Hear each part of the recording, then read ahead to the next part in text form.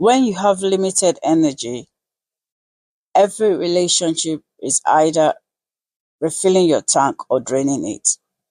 There's no in between. And if you're like most people with chronic illness or disability, you've got at least one person in your life who minimizes your struggles, demands more than you can give, and makes you feel guilty for having limitations. So today we're talking about how to identify toxic versus supportive relationships and what to do about both. Because protecting your energy means protecting who gets access to it.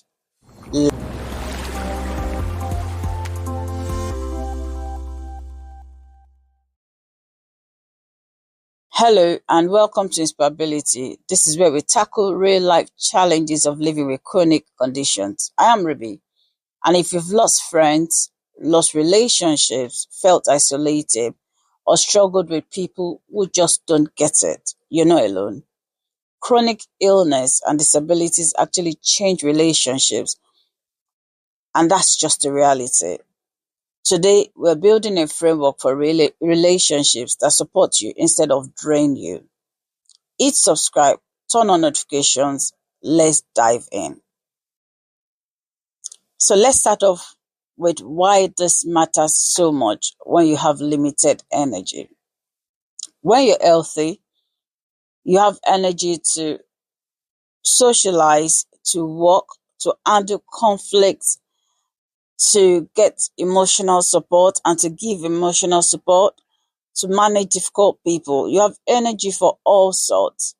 But when you have chronic illness or disability, your energy is often very, very limited. The reality that you might have just 3 good hours per day, not 16, is there to live with on a day-to-day basis. There's the limited emotional bandwidth. There's the physical pain that makes socializing harder. There's a brain fog that makes complex relationships exhausting. And what is the cost? So every hour spent with someone who drains you is an hour you can't spend. You just can't. You don't have it to give.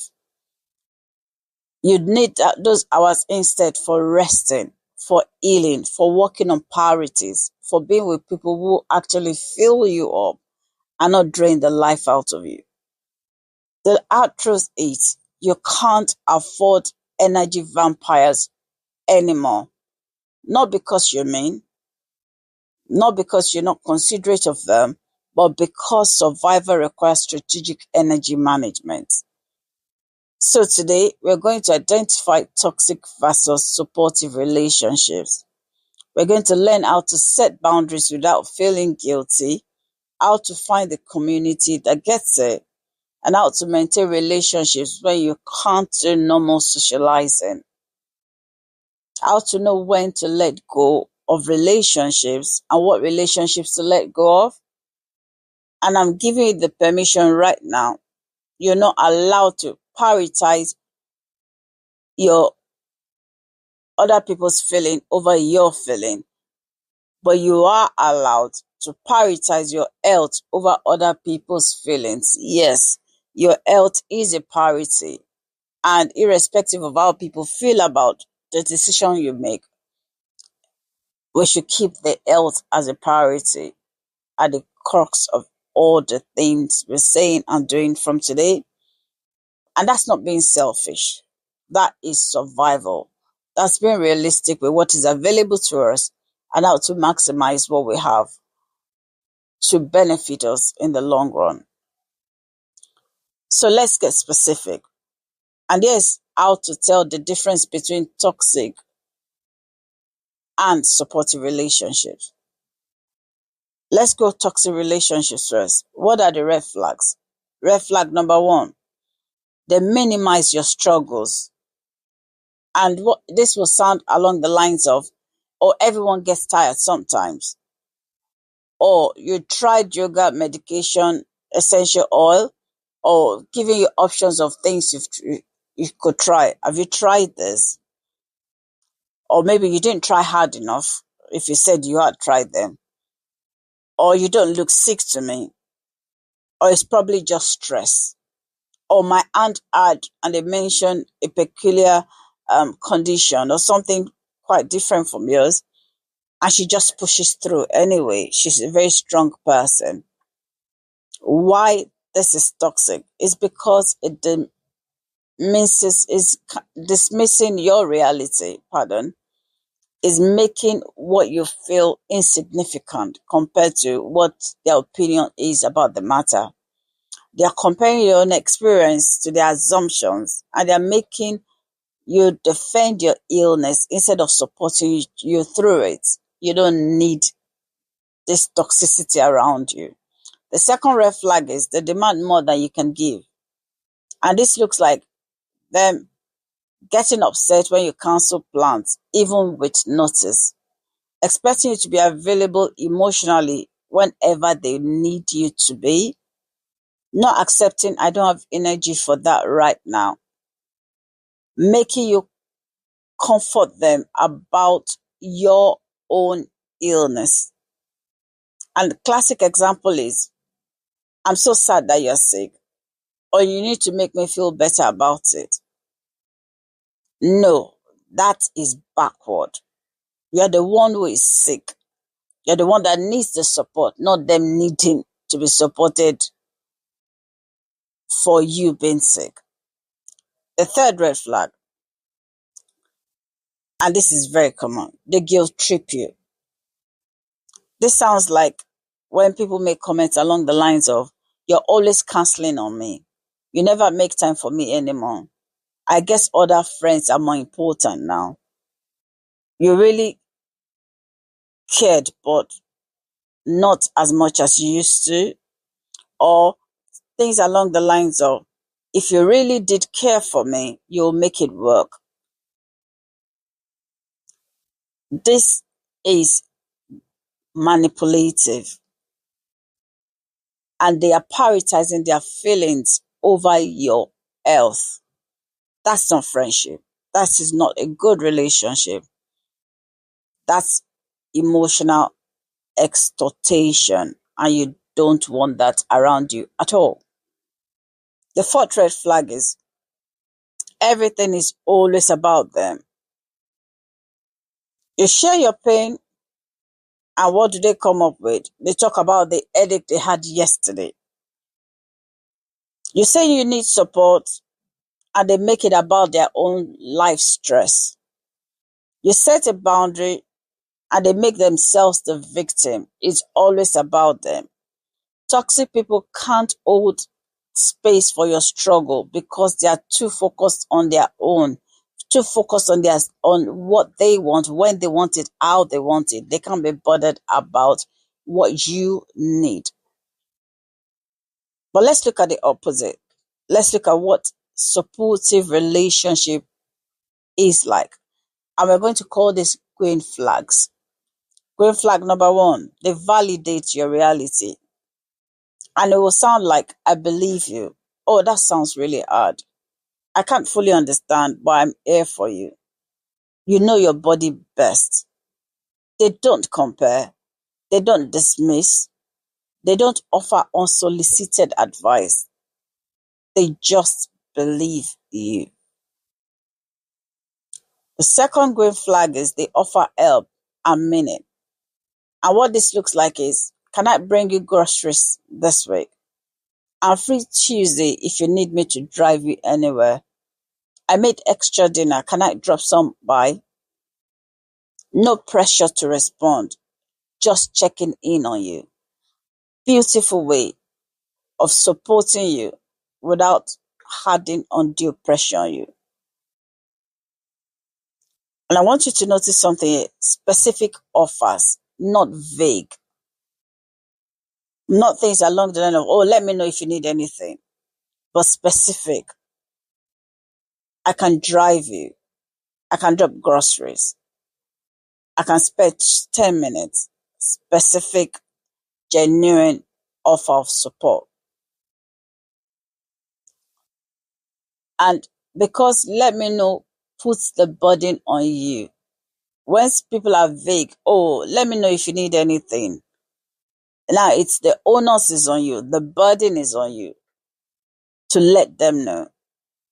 And if you don't say anything, that means nothing gets done.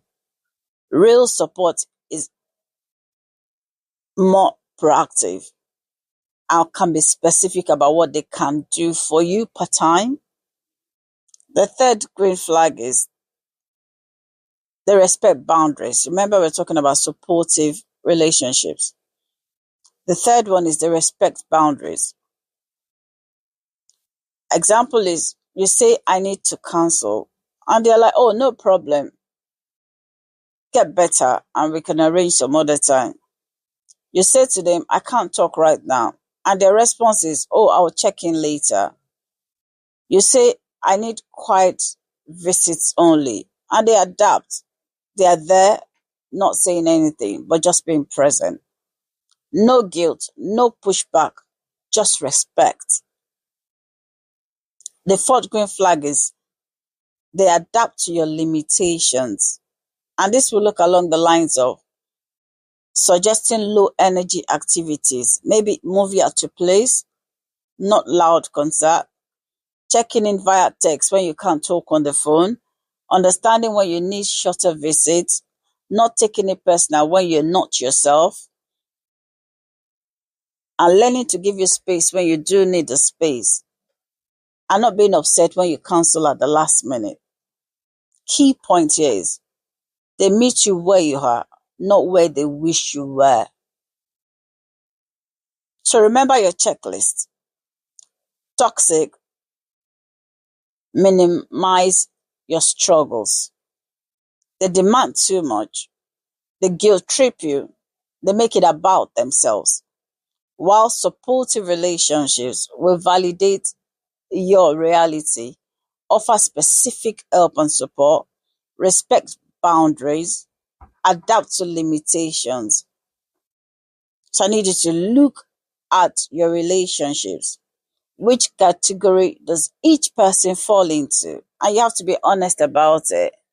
Regardless of how long this person has been in your life, if you have disabilities now, be honest. Have they become toxic? Are they supportive? Categorize your relationships so that you can make the best decisions for yourself. All right. So we've identified some toxic relationships. Now, what do we do next? Next, we want to begin to set boundaries. Boundaries are not, and I think it's important we define boundaries first. They're not punishment. They're not rejection. They're not being mean. Boundaries are actually protecting your energy, honoring your limitations, teaching people how to treat you. And you are allowed to set boundaries, even with family, even with long time friends, even with partner, spouse. You are allowed definitely to set boundaries. With people who mean so well and they have your interests at heart, you're allowed to set boundaries because your health comes first. I want to itemize some specific boundary setting scripts that might be of benefit for you if you're struggling to come up with some. So when someone minimizes your illness, let's come up with a script for that. So they might say everyone gets tired. So this is your response to that. I appreciate your perspective, but this is different. I need you to trust that I know my body. You're firm, you're not defensive, you're not apologetic, but you're quite firm and assertive about your position and concerning it. Script number 2, for when someone guilt trips you for canceling on them, and they can come up with, oh, you're always canceling on me. I'll suggest you respond along the lines of, I understand you're disappointed. My health is unpredictable and I need friends who can handle last minute changes. Can you do that? Notice that you're putting the question back on them. Can they be flexible?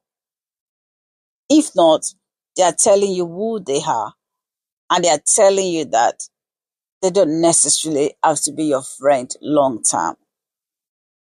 So another scripture for when someone demands too much, more an emotional burden and labor on you. How do you script that? And an example is, I need to talk about maybe their problem, and they go on talking about it for hours. So what you would respond carefully is, I care about you, but I only have 20 minutes of energy today. Can we keep it brief? You're not saying no.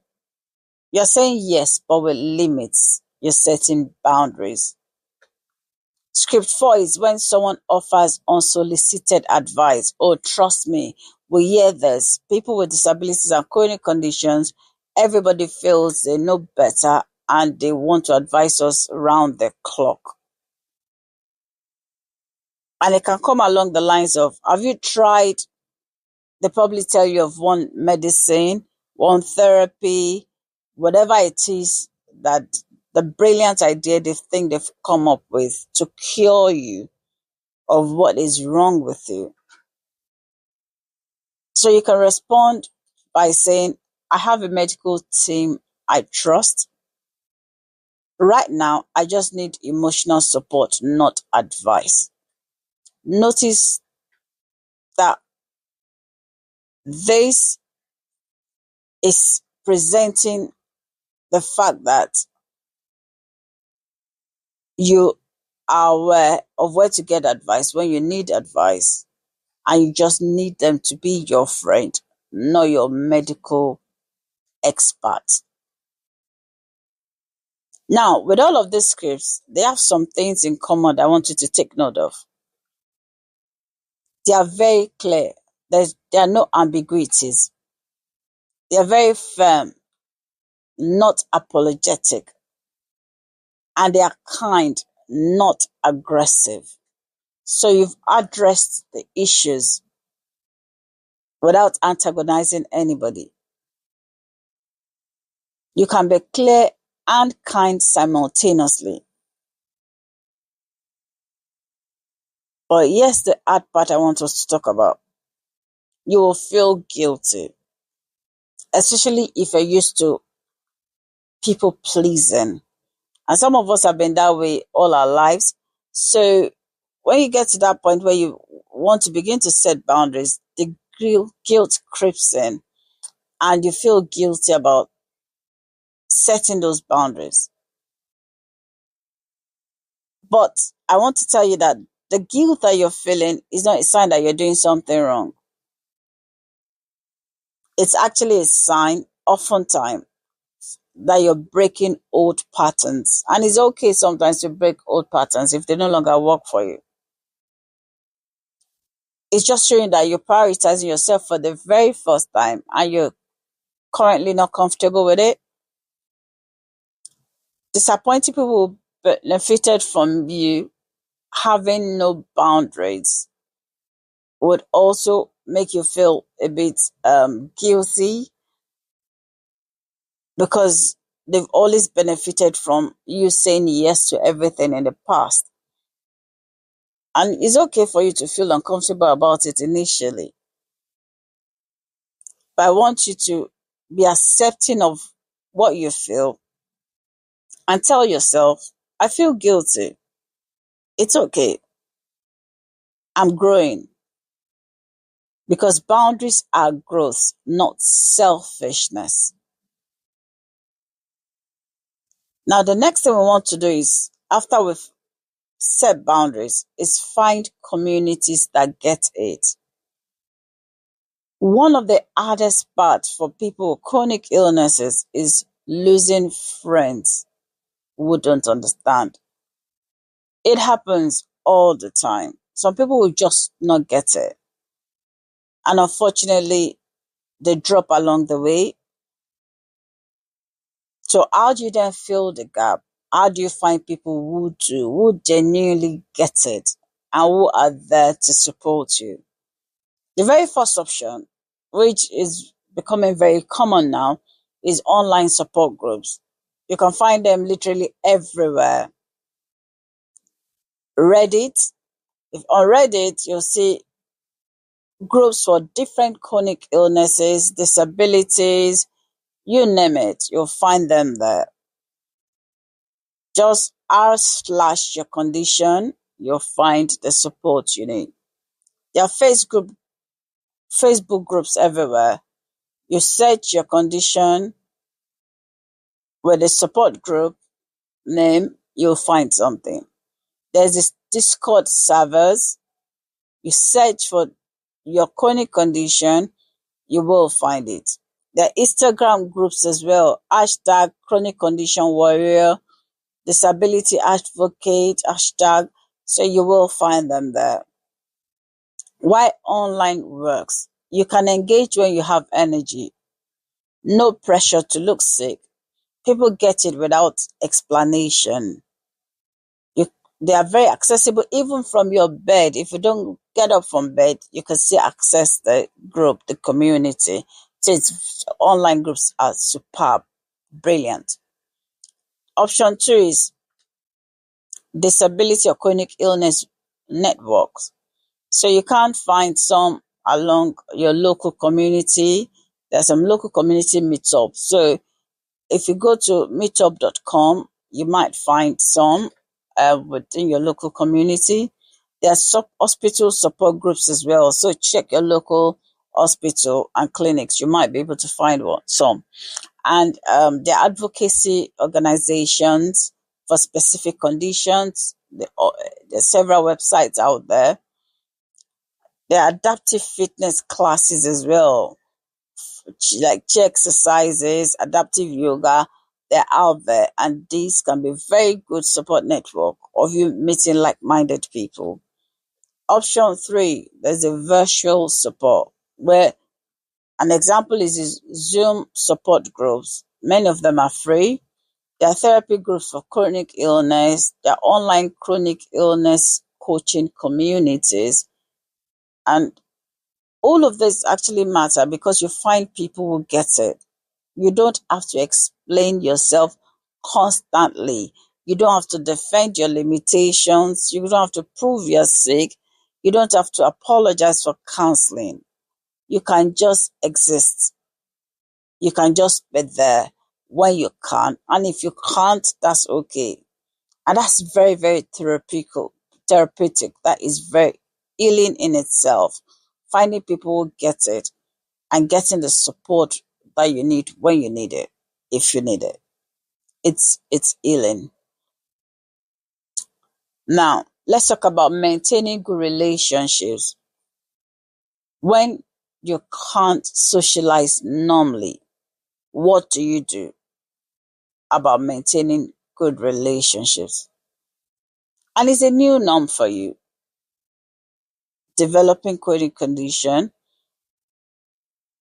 So you might not be able to go to loud restaurants, attend big events, talk on the phone for hours, make concrete plans weeks in advance, but you can still maintain meaningful relationships. How do we go about it? And I call this adaptive socializing ideas. Idea number 1 is low energy hangouts. Example is movie at your place. They bring the snacks, you provide a couch. Another one is video call when you're both in bed. No need to get ready. Just video chat through. Crafts or hobby time together. Maybe knitting, coloring, drawing, anything you fancy. And it could be audiobook or podcast club.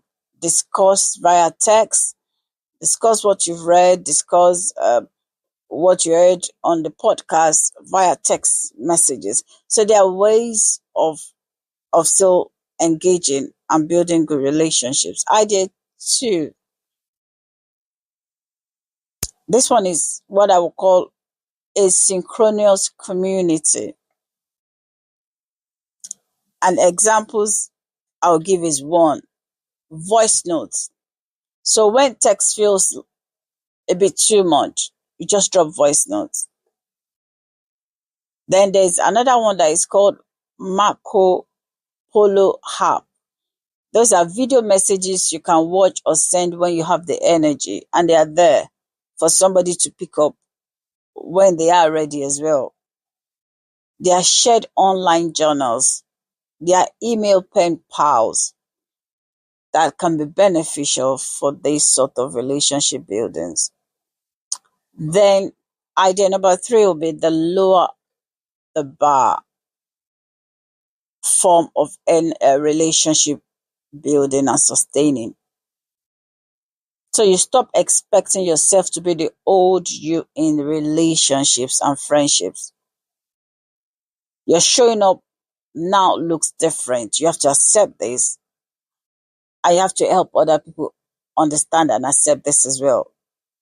So showing up might mean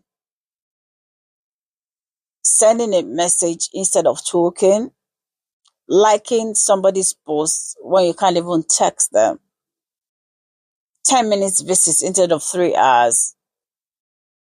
The honest, I miss you, but I can't do more right now conversations or messages to people. Real friends would actually understand this, and they will appreciate you being honest and open and protecting your health. But if you find somebody who doesn't, then they are not your person. They are probably not people you want to categorize as a real friend. So let's talk about the hardest part. Knowing when to let a relationship go, when to walk away, when you should consider ending a relationship, and times like, I'll give you examples, when they consistently ignore your boundaries, even after you've clearly stated them, but they completely ignore those boundaries. When being with them worsens your health, increases your stress, pain flare, mental health decline, it has worse outcomes for your health, then you know you should be ending those relationships. They refuse to believe, validate your illness, ongoing dismissal. Oh, the relationship is one-sided. You give, they take, and that is the constant thing. You keep giving, they keep taking. They make your illness about them constantly, consistently. It's always about them. So how do you do this? Now remember, you don't owe anyone a dramatic breakup speech. No, you don't. You can do what we'll call slow fade. You respond less, you engage less, and with time, the whole thing just fades off. Or you can have direct conversation. This friendship isn't working for me anymore. Or you can simply stop initiating any form of contact. So some of them will just naturally end that way. And I want to tell you something here. It's very okay to grieve those losses, because even toxic relationships can hurt to end. You can mourn what you hoped the relationship would be, and it's okay to go through that phase of hurting that relationship has ended. But remember, every toxic relationship you release make room for supportive ones. So you are creating a good vacuum that you're hoping will be filled by a better relationship. You're not being mean, you're just being wise. Remember, your energy is finite. You have to spend it on people who deserve it, people who matter, people who count. So letting go of those ones that are actually draining you is the best thing you'll do for yourself and for them in the long run.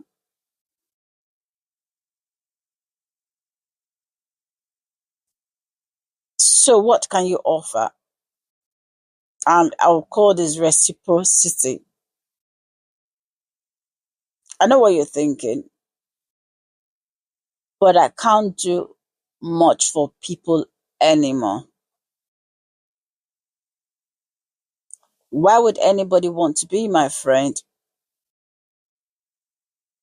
These are questions you probably ask for yourself.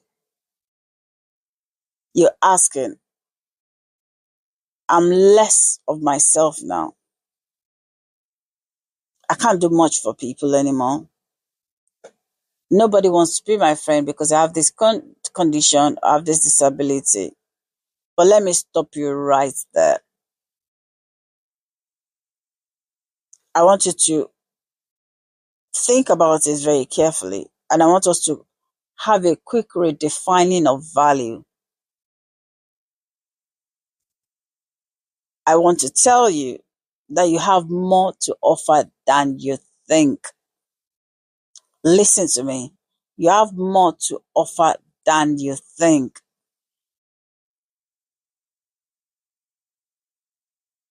You can give to others.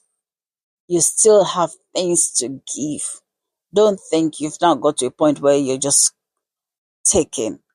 I can assure you, you still have things to give in return for people being your friends, people being in your life. An example is listening. Even if it's via text, you can give the listening ear. You can be present, listen to them. You can give empathy because you understand struggle deeply more than the average person. You can give honesty. You've learned to be real. You can give humor because you've learned how to find light in darkness, and this is a skill.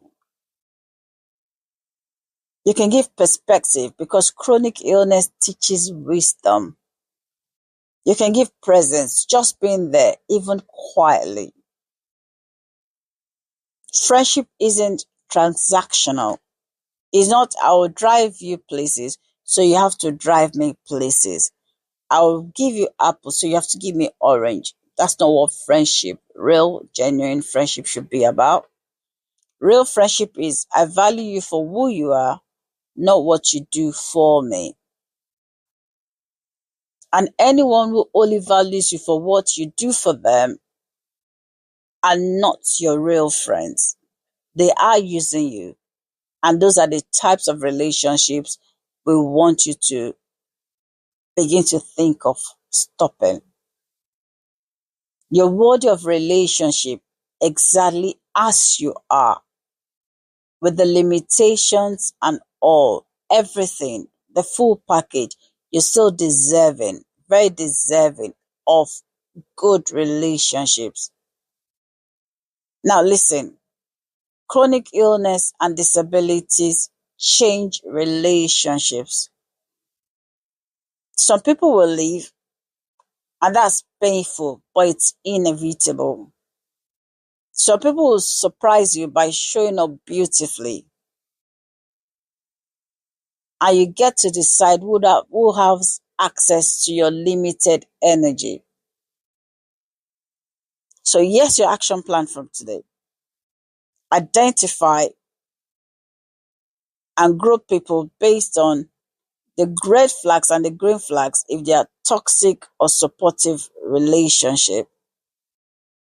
Boundaries, set them clearly without guilt. Community, find people who get it. It can be online or offline. Find people who get it without you having to explain yourself. Adapt. Socialize in ways that work for you, work for your energy, work for your current situation. Release. Let go of relationships that drain you, that become toxic. Let go of them. Remember, you're worthy of support exactly as you are. You deserve relationships that refill your tank, not drain it. And it's okay to be selective about who gets your energy. That's not selfish. That is survival. I want you to always, always try your best possible to protect your energy. Surround yourself with people who get it. And remember, you're not losing friends. You're finding your people. Don't start recounting, I've lost 10 friends. Actually, you're finding your own people, people that matter to you and that you matter to as well. All right, so if this video helped you to identify relationship you need to address, drop a comment and say, I'm protecting my energy. Share this with someone who needs permission to set boundaries. Subscribe for our weekly practical strategies because we have so many coming along the way. And don't forget to download our free strategy reset workbook and resource guide. They will help you. You are allowed to prioritize your health. You are allowed to set boundaries. You're allowed to be selective about who gets your time, who shares your space, who you use your energy for and on. I am Ruby. This is InspireAbility. And we're not just surviving, we are building relationships that support our thriving. I'll see you next week. Remember, here we are allowed to be uniquely us. And I'll leave you with this. Protect your energy. Surround yourself with people who get it. You deserve support. You deserve the best. You're very, very valuable. Take care and bye for now. Bye.